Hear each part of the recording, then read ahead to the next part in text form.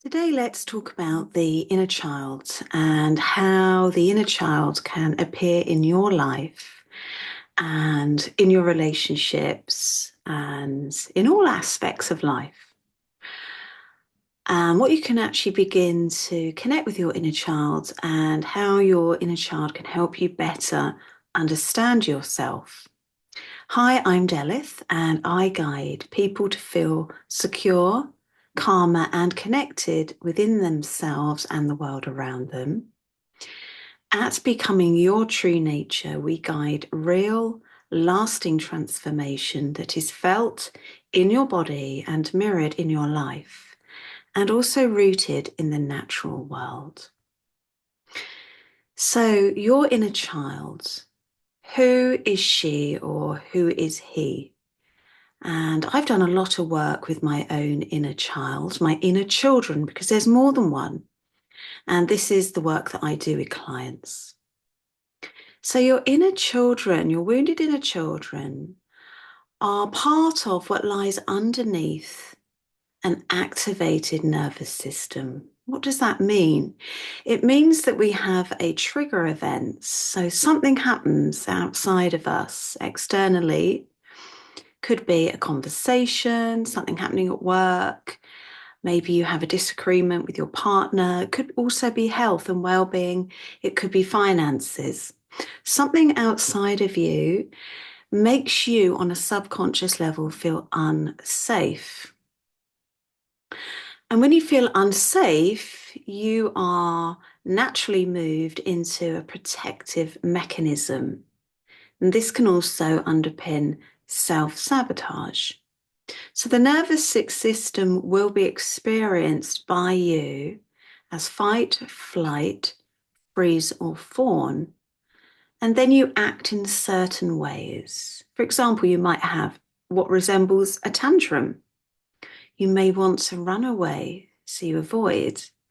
You may become aggressive, going into fight. You may want to rescue somebody, going into fawn. You may want to fix or seduce or avoid conflict, and so on. And these are just mechanisms that have been created by your subconscious mind for you to remain safe. And they would have been created in childhood, and they did the job. They helped you to survive situations that felt threatening or even were threatening. So it's important to understand there's nothing wrong with you, and your body is just doing what it's built for. However, as adults, when we get triggered, it's like we move outside of linear time, where we are right now, into quantum time. So we're kind of like going back to the past, even though we are here right now.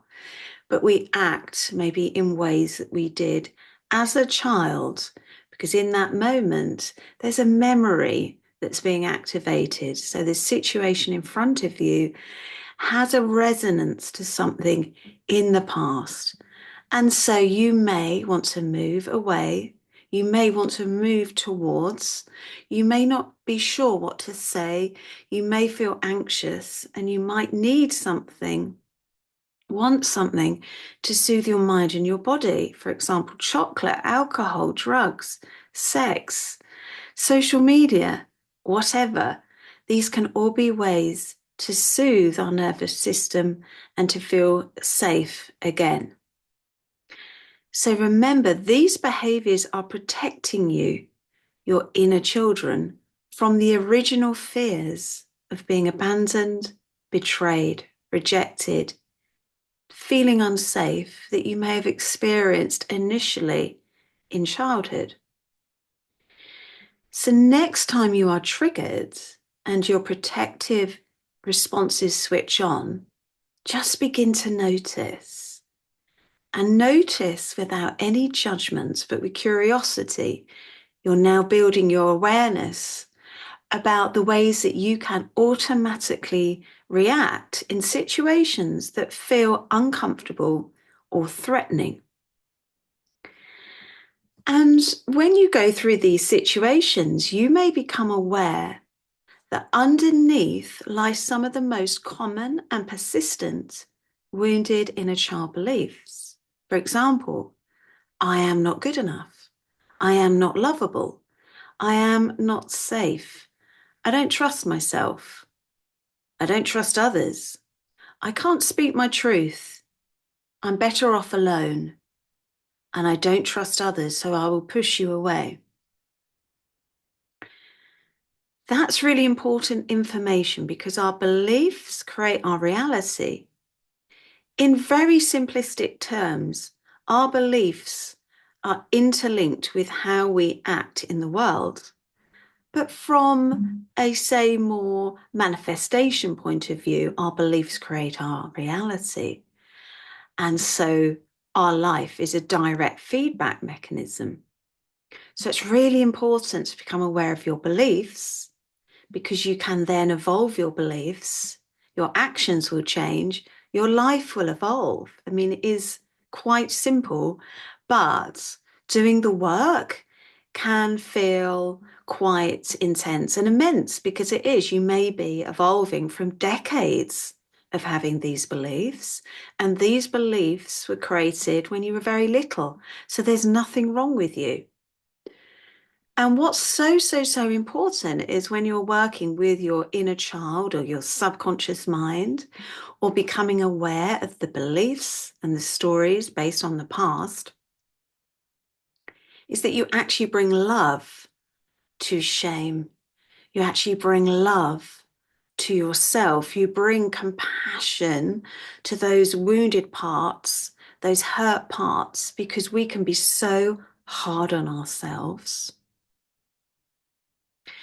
And as you do this, you may be even moving beyond childhood into family patterns, ancestral patterns, societal patterns, but you can still use the prompts like I've just shared. So just noticing, how do I react? What are my automatic behaviors?